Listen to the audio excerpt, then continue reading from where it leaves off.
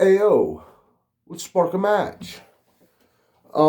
Today we're gonna go back to May of 2004 for John Bradshaw Layfield versus Eddie Guerrero for the WWE Championship.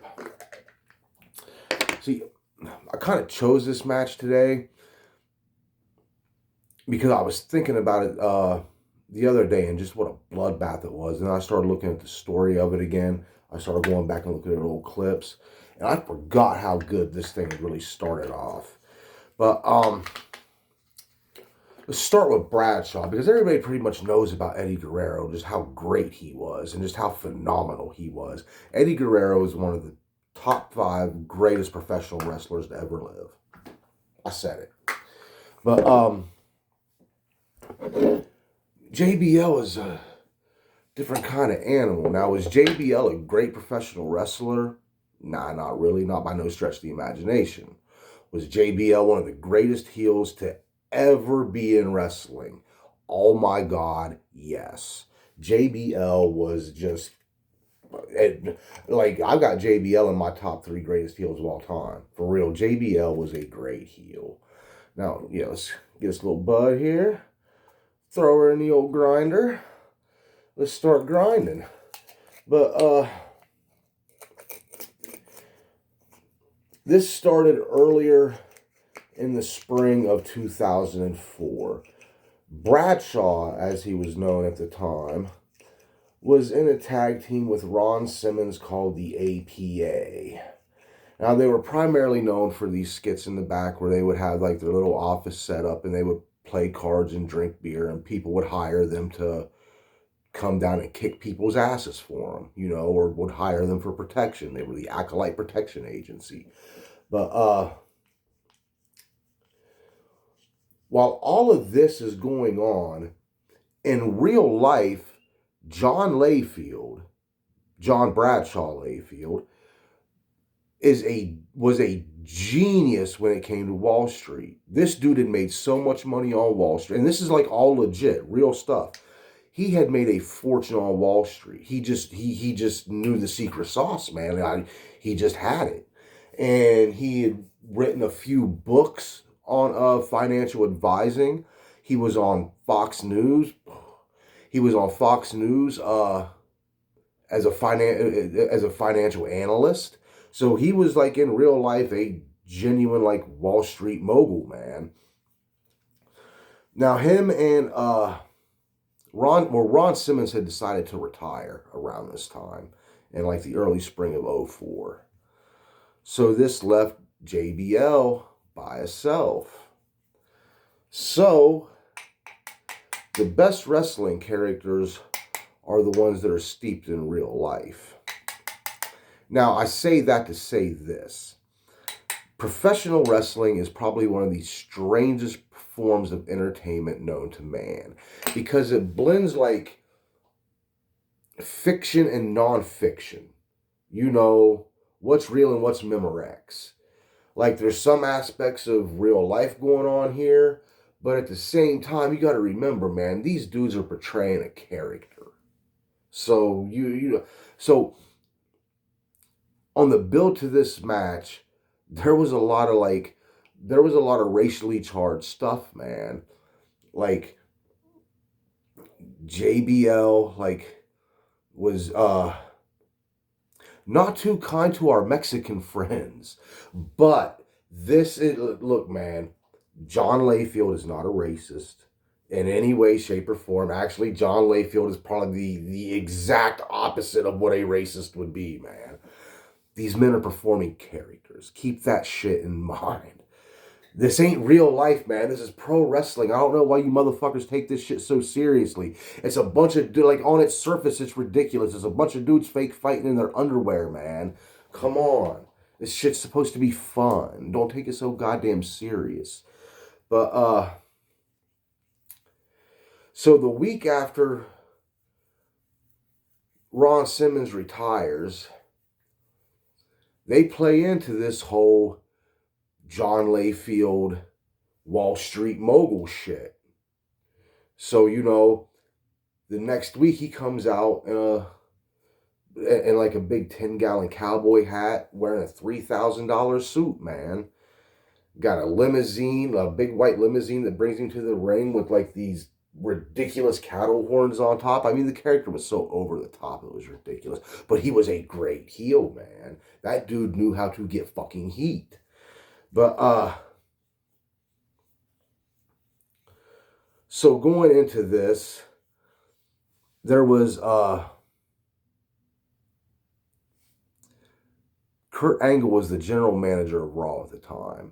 Yeah, dude, I don't look. I don't write anything down for these. So like, I am not like there are people doing this that are way, way, way, way better than me doing this, and way more prepared doing this. I just like get an idea in my head about something I want to do, and I watch it, and then I bring it back to y'all and smoke some weed while we do it. And I just talk. So forgive the little pauses here. But Kurt Angle was the general manager of SmackDown, and he was purporting this Great American, or presenting this Great American Award to like, he had 5 candidates, and like this was like right when Cena was a rookie. So you got like, who all was in the ring? It was, I think, Booker T, Charlie Haas, John Cena, somebody else, and J.B.L. And it looks like Kurt Angle was getting ready to give this Great American Award. God, it's so fucking ridiculous. How do you people take this shit seriously, man? For real. Come on. But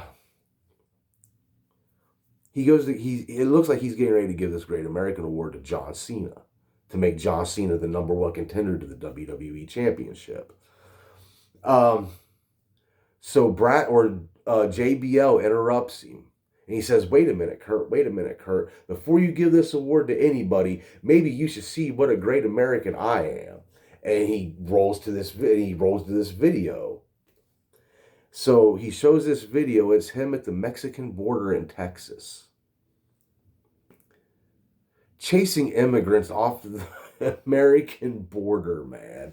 I mean, now in today's political climate, dude, this might not be like the greatest thing to talk about, but it's fucking pro wrestling. Stop taking it so fucking seriously. But like, at the time, it was kind of funny to watch. Now, probably not so much. But so he's chasing these Mexicans off the border. It's comical, man. It was meant to be in jest. But this is back in a time when the shit wasn't so hot like it is now. So Kurt Angle gives this Great American Award to John Bradshaw Layfield. He's the number 1 contender to the WWE Championship. So he goes into this program with Eddie Guerrero. And they have, so like for a few weeks, it's all this basic, Eddie Guerrero, you're a dirty Mexican shit. And, it's just, it's bad. Like, it's bad to watch now. But it was funny then. God damn it, it was funny then. But, shit really starts to heat up in this when they're doing a show in Eddie Guerrero's hometown of El Paso, Texas. Now, Eddie Guerrero's family is known for wrestling in El Paso, Texas. His father was a luchador in Mexico before they moved to the United States, and then his father started a promotion in El Paso, Texas, and he ran out of El Paso, Texas every Friday night, the El Paso Coliseum, man. And so the family was well known in the area. All of Eddie's brothers wrestled, all that shit, man. So while they're in El Paso, Texas, Eddie Guerrero's mother's there. Now, keep in mind, Eddie Guerrero's mother at this point is like, gotta be in her 80s or close to it. So Eddie Guerrero wins a match against somebody. I can't even remember who he wrestled. And the whole Guerrero family's in the ring celebrating in Eddie's hometown. It's a good thing. His brother's in the ring. His sister's in the ring. His mom's in the ring. Here comes J.B.L. So J.B.L. gets in the ring and he just starts going off on the city of El Paso, Texas. Mexicans this, Mexicans that, yada, yada, yada. And so something and he grabs Mrs. Guerrero, and she's supposed to fake a heart attack. Eddie's mom is supposed to fake a heart attack in the ring. But what nobody knows is she really had a heart attack in the ring. Like at the time she was supposed to fake a heart attack, this old lady legit had a heart attack in the ring. But it wasn't a major heart attack. It was something minor, you know. But still, a heart attack is a fucking heart attack, yo. Especially when you're like 80 or close to it. But, so that's when this feud really heats up. That's when this shit starts getting really good, man. And the next week on SmackDown, Eddie comes out and he just obliterates the Dudley Boys in the ring. Because Bradshaw is in New York. He's doing an interview via satellite from New York City. And so he's not there, wherever SmackDown was that week. And so fucking Eddie Guerrero just obliterates the Dudley Boys with his steel chair. He's lost his fucking mind. You put your hands on my mother. You gave my mother a heart attack. Oh my God, I'm going to kill you, SA. And so we get to the match. And this match is everything that you would want something that has been built up like this to be. This thing started off violent. It was hard hitting. It was a really good match for what it was, man. But what stands out about this match the most, is Eddie Guerrero took one of the sickest chair shots that you will ever see in your life directly on his skull. And oh my God, it split him open to the fucking white meat. I have never seen a man bleed like this in my entire life. Like in the close to 40 years that I have been watching professional wrestling, I have never seen anybody bleed like this. This shit, like, man, like, you guys just go watch it. Like, I'm telling you, this is such a violent, hard-hitting match. And look, Eddie Guerrero bled so fucking bad that when he got to the back after the match was over, he like just dropped from fucking blood loss and had to go to the hospital. Like that match is a spectacle. You need to see it. You need to check it out. Eddie Guerrero versus J.B.L. Judgment Day 2004. Go look it up. Go watch it. We're going to finish rolling this up.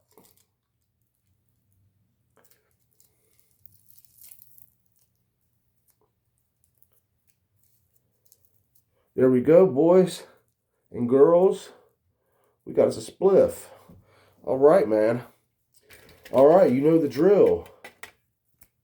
That motherfucker right there, hit it. God damn it. Y'all ain't liking my videos enough. Y'all are watching. I see the numbers. Y'all are watching the videos. Man, ain't none of you subscribing. Ain't none of you liking. But that's all good, man. I just hope y'all watch it and enjoy it for real. But yo, help a brother out and give me some likes. Subscribe. Comment. Come on. But Eddie Guerrero, J.B.L, Judgment Day 2004. Go check it out right now while you got a chance. Light this puppy up. Let's watch some wrestling. Holler at y'all later.